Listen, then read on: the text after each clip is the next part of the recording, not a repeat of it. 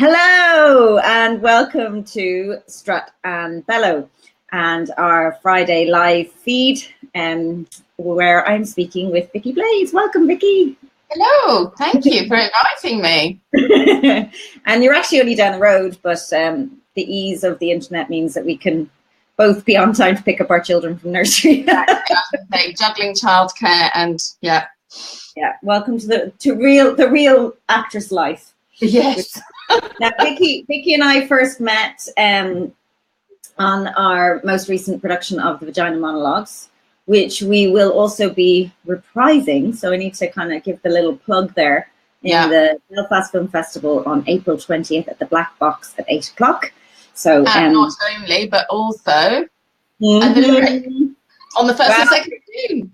Yeah, exactly. So we're gonna. There's lots. It's exciting to sort of get it all out there and be showing the world our stuff. Although not our. Well, anyway, I'm not going to go down. I know what you were going to say.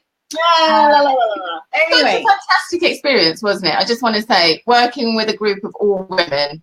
Yeah, I don't think I've ever done that before, and it was just lovely. And I just feel like we just worked, didn't it? It was amazing.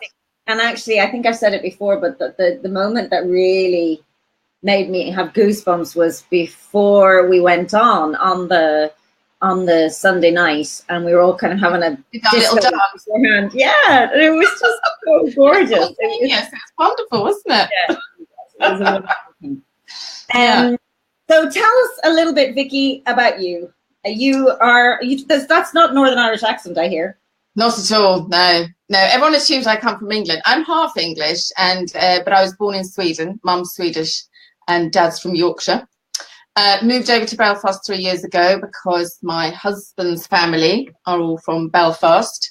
He unfortunately doesn't work here. He works over in Africa most of the time. So I'm a kind of single mum and actress.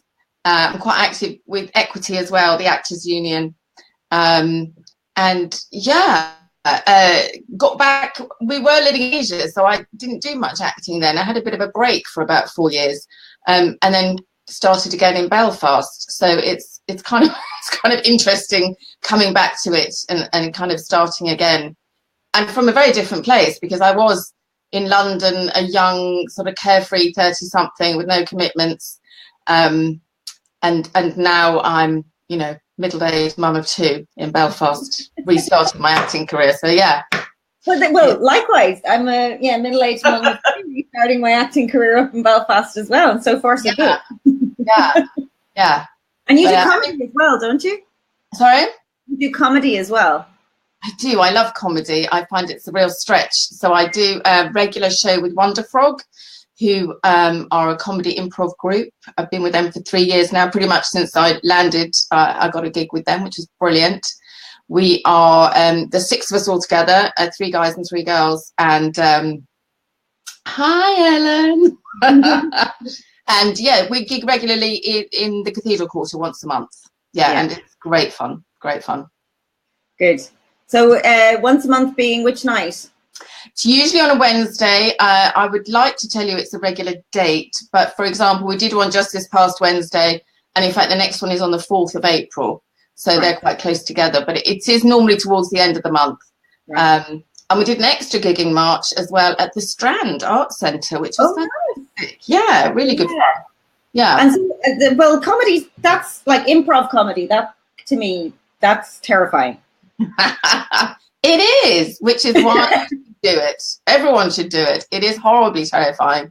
I first did it years and years ago before I went to drama school, and I did a sort of weekend course with an outfit called the Spontaneity Shop, and as a result of which then we formed a sort of improv group.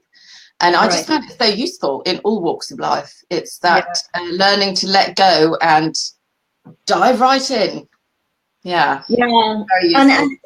And facing your fear as well. I mean, comedy doesn't. Now, you because we talked a little bit before on the phone, and we were talking about what we're going to talk about in mental health issues, depression. About. I mean, you don't normally put together comedy, improv, and adventures in depression. Can you tell us a little bit about that story? No, I suppose that's true. But you know, depression doesn't have a particular. You know, I'm generally a very positive person, but I also happen to suffer from depression and have done all my life. So I think, you know, you can't tell from the outside, can you? What people are going through at all. And even though I do suffer from depression, and I feel depression is like a cold sore, you know, it's always there in your body, but it only comes out when you're run down, when you're not looking after yourself. And so the only good thing I think about getting older is that I've learned to recognize the signs. And what are do you mind me asking what the signs are for you? Yeah, I know that I become very insular, don't want to go out, don't want to meet people. I become lethargic. The main thing for me, I know when to seek help is when I'm not sleeping, because that is so crucial. And I know that if I allow that to go on, not being able to sleep properly, that will eventually drive me mad. And so that's the real, you know, that's when I need to seek help, because if I'm not sleeping, I can't function. Yeah. But I have to say, sorry, go on. No, I was just going to link it back to, you were talking about comedy and Wonder Frog, and it was amazing because when I first moved to Belfast, my husband very quickly got a job dealing with the Ebola crisis. So he disappeared off. It was very stressful. You know, 2 young kids, one just started school, new city. And then I got this gig with Wonder Frog. And at that time we were rehearsing every week and performing twice a month. And it was just a sort of little golden moment in my week where I could go and be completely different. Not a mum, not a wife, not anything. I was just there creating, performing, and just, it really kept me going. I mean, it really helped enormously. And I kind of say Wonder Frog saved my life, because, you know, in those early days, it was the one thing I had to cling on to. Isn't it funny? I was just, because I wrote in that blog post, I was at the tail end. I've been at the tail end of an episode, and that's what's actually been really useful, is the language around it, saying that I'm having a depressive episode rather than I'm a depressive or I am depressed. Having an episode, it sort of feels like, okay, it's not a permanent state of being necessarily, which is helpful for me. And then I can kind of, so also it tricks my brain into thinking, you know, I will come out of this. But like, it was literally as early as this week where I just, it's the lethargy. When you said lethargy, that really rang true. That fatigue, that physical fatigue of not feeling like I want to even get up. And I remember a meeting with a psychologist when I was quite unwell a couple of years ago, and he said, right, here's what we do. You go for a walk every day, you take your medication, you meet somebody every day, you have connection with people. And I looked at him and I said, you know, you realize I literally cannot get out of bed every day. I can't leave the house. What are you talking about? Exactly. But actually, he says, look, this is the shortcut. You know, this is the shortcut to feeling better, and then you can start dealing with the root causes and counselling and all that malarkey. But yeah, I mean, that feeling of just and knowing all that sort of on Monday, Tuesday, in the back of my mind, I felt just right. You need to write, like your kind of your Wonder Frog golden time kind of thing. I needed to write, and it wasn't until I actually sat down and did it that it started to lift. And that's actually the blog post that I was writing. So it's interesting. Which is, I have to congratulate you on that, because it's beautiful and I love it. And I'm so glad you're getting a good response to it, because it's just really, I don't know, you worded it so well. And I thought it was very brave of you when you initially told us all, the Vagina Monologues gang, that you were having a depressive episode. I thought, wow, isn't that great that she feels able to say that, and you know, and the support that you got just from, you know, saying this is where I am at the moment, and we were like, but I think that's, I mean, there is this kind of weird still taboo, which I don't kind of understand in a way, because if you had a cold or if you had cancer, you'd say, I've got cancer, and immediately people will go, oh, can I bring you a casserole? You know? Yeah, yeah. But when you're in an episode of depression, you know, well, I think it's just uncomfortable because maybe a lot of people experience it, but they don't have language for it, and so they. I was about to say, I don't think we have the language for it. Yeah, because we're not used to talking about it. How do I say to someone, this is what's going on for me right now, without, you know, everybody going, oh, run away, run away. I mean, I have had the occasions where somebody's gone, how are you? And I've gone, oh shit, I'm really depressed. I can't get out of bed. I'm feeling so low. And I've had people go, anyway.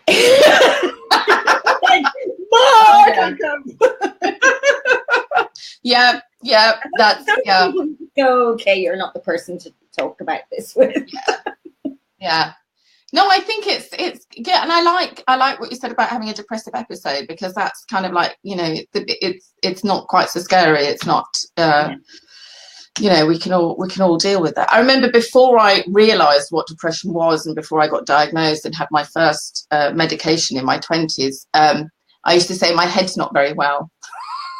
I'm not very well in my head, and I didn't know any other way to describe it. But not very well in my head. I mean, I've started saying I'm not well. I'm actually, that's my shorthand for my family.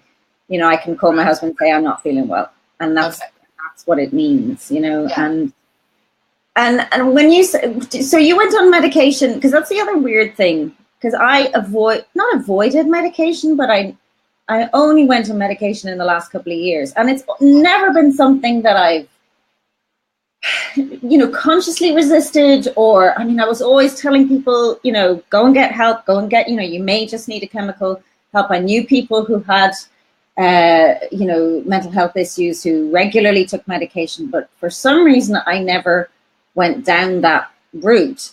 What led you to, well, you obviously were diagnosed, and have you been off and on medication, or how has that helped you? It's weird how resistant I am also to medication. Initially in my early 20s, I kind of justified it to myself because I suffered terribly with IBS. And it was my first husband, although we weren't married at the time, who literally marched me to the doctors and said, you need to talk about this. And the doctor put me on Prozac, and I kind of went, oh yeah, because of my IBS, because Prozac cures IBS, which it did. Also cured a lot of other things as well. So, but even having had that experience of the Prozac totally helping me out, when I had postnatal depression with my second child living out in Asia, I remember saying to the doctor, well, I think I might have postnatal depression, but I don't want any medication. And he was a really straightforward Australian guy, and he's like, don't be ridiculous. And I was like, no, but I really don't think I should, because, you know, and I don't know. It's kind of that weird perception thing that you have when you're depressed, that somehow that's an additional failure is medication. Yes, that's it. It's like, oh my God, I really am, you know, that, like, it's a weird thing, because actually it really helps. Yeah, it does. I mean, it takes a while. That's what I was really, because I started taking medication around November time about 2 years ago, and I remember having this bizarre sense of like not really being in my body, or having this kind of distance. And it was just, they explained to me it does take a few weeks for your brain chemistry to kind of readjust. But I had this terror that we were coming up to Christmas, and I had terror that we were gonna, you know, I was gonna spend Christmas without any emotions. Yeah, like a zombie. It was horrible. But then, you know, your brain adjusts, and I mean, like, it's difficult because you do feel worse sometimes when you start the tablets. I went back on them in September, and was on the fluoxetine, the Prozac, because I've taken that before. But actually, it gave me anxiety. which I didn't have. I had the depression, but I didn't have the anxiety until I took the Prozac, and I was like, oh, this is not right. So I've now gone back onto and changed it, and we're trying sertraline now, which seems to be okay. Yeah, that's what I'm on as well. Yeah. And also because it was the insomnia that was doing my head in. Again, the first 2 weeks of taking sertraline, it gave me insomnia. So I was like, oh, this is brilliant. But it does eventually. You've got to stay with it. Is not one, because I mean, like, I think it's weird. I mean, I wouldn't be one to sort of dole out the pills left, right, and center the minute, you know, like, and just because I think there's a place for it, isn't there? But I think you can't just, what I've really understood is that it's not just about taking the pills. It's about creating an environment that supports your well-being. And that's what I'm particularly crap at. You know what I mean? Because self-care. Say again? Self-care. Yeah. It's so difficult, isn't it? Yeah. And I think that's what was actually a writer friend of mine recently who talked about the difference between self-comfort and self-care.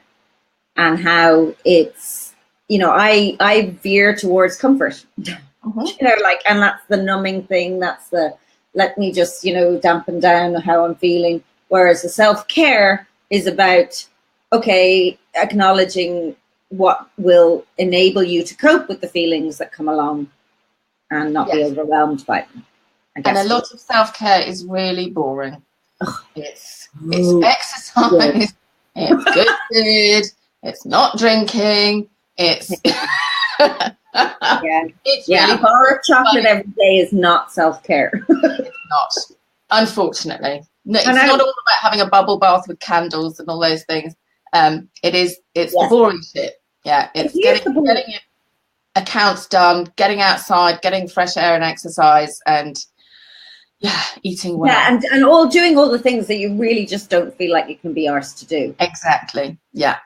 Which is why we probably need to be more open and more accountable to one another within our creative communities, I think.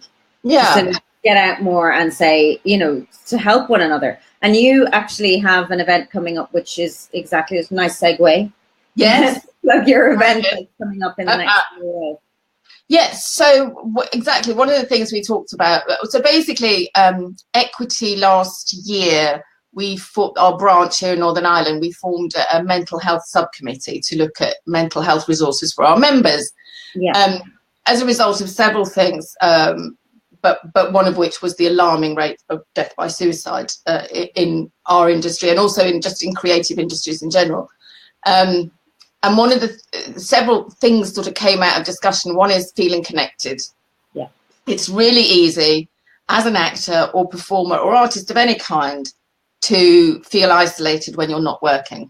Yeah. Because, you know, so staying connected is really important. And if you're a freelancer, you don't have that work environment that, you know, say office workers and so on do. So, and also just to chip in on that, it's really hard when you are out of work to be connected often with people who are working, because there's that whole kind of sense of failure and rejection, and you know, like other people are getting work and you're not. It's actually really tough to be open about how you feel, how, you know, feeling out, you know, lonely and isolated, you know, when you see other people working. Yeah. Oh, you're in work. Brilliant. I haven't worked. Good for you. Yeah, I'm really, really happy for you. Yeah. So staying connected is important. So we did this event in October, which was for World Mental Health Day, and it was called Tea and Talk. And I have to say, the members, wow, we had so many tray bakes and buns and everything. It was amazing. Don't you love Northern Ireland? Brilliant. And we had several things going on, including a workshop by the amazing Dr. Val McGarrell, who I have to big up because she's coming back on the 12th of April, our next event, which is called Invest in Me. And that's on Accidental Theatre. It's not just for Equity members. It's actually open to anybody who wants to come along. It's totally free. We will be talking about all things mental health. Val's going to run one of her amazing workshops on building resilience. and what that looks like. Sorry, can you just, you froze there for a second. Well, your picture's frozen, but I lost you there for a minute. Can you just go back and talk about some workshops you were mentioning? So yes, Dr. Val McGarrell will be running a workshop, and she is an equity member. She's an actress, but she's also an award-winning therapist and trainer, and she is qualified to the gills with hypnotherapy and CBT and NLP and all sorts of things. Wow. And she's also just a very great person, and has an amazing story to tell about her own life, but runs workshops around mental health. And she's coming to run a workshop on building resilience. What that looks like. Yeah. So we wanted the day to be really practical as well, because one of the things we say is we're talking to ourselves all the time, and we know what our industry is like. But, you know, we actually need to reach people when they're feeling well, not when they're feeling, you know, battling, difficult mental health. So we wanted to give people practical things that they could go away and do and sort of build into their lives, and that constitute self-care and resilience, I suppose. So we're doing yoga in the afternoon. That sounds brilliant, actually, because that's exactly it. I mean, it's when you're well that you need to build in those boring things so that you don't dip. The habits. Get some good habits. So Alistair Livingston's doing a yoga class, and he's going to talk a bit about the neuroscience behind why yoga is good for your mental health, which will be great. And also do something called Yoga Nidra. I don't know if you've come across that before. Oh, yes. It's amazing. Yeah. And then we've got the wonderful Maggie Shevlin is going to come, also an actress, but also very qualified in mindfulness. So she's going to come and do some mindfulness with us. I'm going to do a bit of coaching if anybody's interested. Oh, yes. I've just qualified as a life coach. So I didn't know that. Yeah. I'm going to my graduation on Saturday. I never expected to be a life coach. I just was interested in the process of coaching. So, but anyway, I'm going to be on hand offering coaching sessions to anybody who wants it. And fantastic. And whereabouts is this, and what and when, and how can people find out more? If you go on Facebook and look for Invest in Me, that's the title, or you can go and look for the Equity Northern Ireland page, because it's also on there. It's the 12th of April. It's Accidental Theatre, which is Shaftesbury Square in Belfast. It's going to run from about 10 till 4-ish, I think. And is it just for actors, or? No. It's actually for anybody. We don't want to be, saying that people can't come. So the initiative has come from Equity, but anybody's welcome. Anybody who's free can drop in and just do, you don't have to do the whole day. You can just drop into the bits that you fancy, or even just come and have a cup of coffee and a chat. Yeah. And how much is the day costing? Nothing. It's all free. Yeah. Ooh, better. I know. Yeah. So, big kudos to our practitioners who are giving their time for free as well. That's awesome. That's awesome. It's that kind of thing that's really valuable, because also many people within the arts, and me included, you just don't have the money to actually throw at your mental health. I've been listening to an interview with the writer Louise O'Neill. I don't know whether you've come across her. She wrote her most recent book is Only Ever Yours. She wrote a really pertinent one about it's sort of YA fiction, but it sort of reaches a broader audience. Yeah. Anyway, she had suffered for a long time with an eating disorder, and she is now in her sort of mid to late 20s, and she has been very open about her own struggles with her mental health. But was really interesting was that she's earned a lot of money from her writing because her books have sold quite broadly, and she's been very open about the fact that she has literally thrown money at her mental health. She's thrown. She's invested heavily in support mechanisms because she knows how tricky it is to stay well. And I think that's one of the biggest difficulties, that just the accessibility of services for people who have low incomes and who are on up and down incomes. Like it's really, really hard. Yeah, I mean, it would be lovely to do a yoga class every day or have a personal trainer or, someone to cook your food, but none of us are anywhere near that. Somebody to cook me food. Oh. That would be amazing, wouldn't it? Actually, I just happy for somebody to clean my house for me for free. Oh, yeah. Yeah. That would be no, I think my whole family would really, really benefit from somebody else cleaning the house because I'm so proud. Yeah. Well, that's really exciting, and so that it's a one-off. But are there plans for more of this kind of thing, or? Yeah, I mean, the lovely thing was that after the October event, it wasn't particularly well attended, but those who came thought it was magic, and the feedback was wonderful, and everybody said more of this, more of this, more of this. Yeah. So we did have a little event at the Outburst Festival as well in November, and Great. then and then now we're doing this as a follow-up, I guess, to the October one. But yeah, we'd love to do more. It's hard to know, what best reaches people, I suppose, and what people are most interested in. But I think this one is aimed at being very practical, so you can really take home some practices. And Val does this amazing thing about breathing, a breathing technique that you can do whenever you're feeling overwhelmed or stressed, or even, backstage before you go on. Yeah. So yeah, definitely we want to do more, and we're really looking at things we can do longer term as well. There's a lot of talk about mental health at the moment, which is brilliant. I must just mention that Ulster University and Inspire have done a survey into mental health in the creative industries in Northern Ireland, and they're shortly going to publish their results. Oh, that would be interesting. Really interesting. And I've had a sneak preview, and there's some shocking statistics, but not surprising. Really? Yeah, which is kind of weird. So over 60% of our profession suffer from negative mental health, which is more than 3 times the average in Northern Ireland. Yeah. And it is funny. I mean, I'm not being funny, but it's weird how, the perception of people within our industry is that we are all these kind of hugely successful, vibrant, extroverted, particularly actually if you're in TV, it's assumed that you've got money, you've got fame, so therefore you've got it all. And, actually,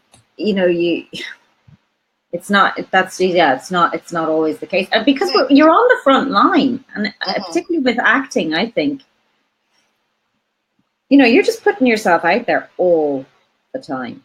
Yeah. And and you're putting out your creative work. That's why I think it's so important that we the resilience is really vital.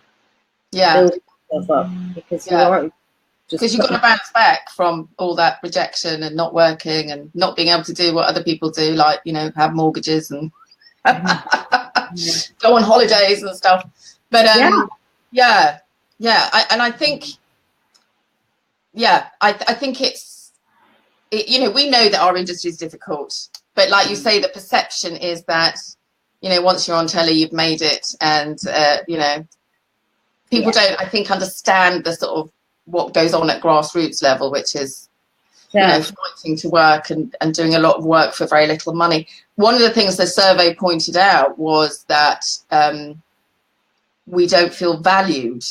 So we feel that our work is of value, but we're not feeling valued because we don't get remunerated really in like other professions do. We're expected to do a lot of things, but for our meager earnings, and that's one of the big factors in mental health, is feeling that you have value and that what you do gives value to your community and so on. So that's quite an important thing as well, especially now with all these arts budget cuts that are coming. And I think, but the other positive thing that came out of the survey is that we are more open to talking about it. Yeah. Which is brilliant. So we are talkers, we do. Yeah. And the thing is that, like, if something isn't talked about, it doesn't go away. It just festers. Exactly. And it comes out in a negative way. I mean, I think that's how I've always experienced it. Like, you know, I know if I'm not talking about where I'm at and what, you know, what I'm doing, it just comes out negatively, and you know, it'll get out somehow. Yeah. You know, yeah. Anger or I was going to say some angry outburst, shouting at the kids. Yeah.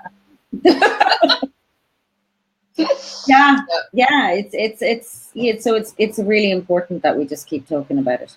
Yeah, yes, I'm hoping the report will be published soon. And there's some excellent work going on as well. I have to say that Theatre and I, for example, have recently launched for their members, and membership is quite cheap, what's it called, a member assistance program. And that's such as you would get if you worked in an office, a kind of counselling service, anonymous counselling service that you can access. And I know, for example, the MAC as well have that, not just for their permanent workers, but for anybody who goes in and works at the MAC, freelancer or not, they can access that service. So, yeah, you know, differences are being made, which is great. That is great. I sort of benefited from the Lifeline counselling service, which was actually quite useful. But again, it's like it's 6 sessions, which is great. And that was useful for a time, but then that's it. Then you've got your own support, and that can be really tough. You know what I mean? So it's good to know where all of those. So what I think I'll do is, when I put this chat up on the website, I'll include all the links. If you can send me the links as well, sure. I'll include all the links to the places locally up here in Northern Ireland that you can find support if you're in the arts and you need support. But also we'll send we'll put details out on the webpage and on the Facebook page about this event on the 12th of April. Oh, yes, thank you so much. The word needs to get out, doesn't it? Really? Yeah. No, we'd love lots and lots of people to come and feedback and tell us what you need and what you want, and we'll see what we can do. Must also mention Aware NI, because they are they deal a lot with depression, and they have wonderful resources as well. They have a helpline, and I just did a mental health first aid training course with them. Wow. Totally free. It was a very, very tough 2 days, I have to say. It was full on, loads of information, but really, really useful. So that so that you can help, you can give first aid to someone else, or first aid for yourself? That's the idea. It's so that I will know what to do if I, you know, like a normal first aider. I'm not going to give any treatment or diagnosis, but I'm just there because I can maybe call the right person and get help. That's really, really helpful, actually. And it's really good to know that you're there. Yeah. Okay. Oh my gosh. That's really good. Okay, I'll post out your number at the end of this. That's me. But yeah, and what a wonderful idea, because why don't we have mental health first aiders everywhere like we do normal first aiders? I know, it's such a weird thing that that there's any kind of taboo or shame around it, because you know, life is hard. You know, the pressures, I think with all our social media stuff and everything, there's this, you know, your Instagram life and the pressure to sort of present this fabulous kind of life that you have. And, you know, it's not the reality. The reality is that life can be really shit sometimes, and stuff happens, and it's hard. Yeah. And, you know, there's never enough money. There's never enough, you know, that's the sense that there's never enough, you know, but so it's really important that we just be real about it and tell the truth, I think, because sort of build up our knowledge of ourselves. I think that's a lot to do with it. I mean, when I first, now in hindsight, probably suffered from depression since my teens, but the most frightening thing I've ever been through in my life, it was terrifying. I thought I was going mad. I thought, you know, I thought I was the only one who felt like that. I thought no one would understand if I couldn't speak, because I was so, I don't know, you know, because your perception changes as well. And I remember when I eventually started to feel better, my biggest fear was then that it would come back, which it did. But actually then the good thing was that then I had tools to that's it. That's it. Having the tools, and actually that, going back to what you said about resilience, it's knowing that even if you've never experienced a depressive episode before in your life, if it does come, then you know what it is, that there is Yes. no shame, and here are the tools that you can do to help you. Because it doesn't have to be, you know, for some people it's a life sentence. For some people it'll be always something that they grapple with. Yeah. But for, you know, for many people it'll be a result of certain circumstances, and you will get through it and you will get out of it. And actually that's when I had a bit of a crisis there a few months ago, and I sort of put up on a couple of friends got back, and really simply, when somebody just posted a message saying, look, this will pass. Yeah. And just even that was useful. But yeah, having the tools to grow and move forward and invest in your own well-being is actually so valuable. Yeah, So definitely. Brilliant. Yeah. Look, I'm looking at the time, and you've got to go and get your kid, and I've got to go get mine. Oh, I could talk all day. I know. Well, maybe we'll do this again in a few weeks. Maybe near the time we'll kind of do a bit of a refresher reminder. But okay. Thank you so much, Vicky, for coming on. Welcome. Yeah, it's been really great. And for viewers at home, all these links that we've been talking about will be up on the site later today, and also on the Facebook page. Accidental Theatre in Shaftesbury Road Avenue. Shaftesbury Square, I think Shaftesbury it is. Square, 12th of April from 10 o'clock. Yeah. Great. Invest in me. Invest in me. So in the meantime, thank you so much, Vicky. Thank you to our viewers. There were definitely viewers. Hi, Nandi. Hi, Ellen. Hi, Rachel. A few others there. So thank you for tuning in, and keep strutting and bellowing, and we'll talk to you soon. Okay. Bye.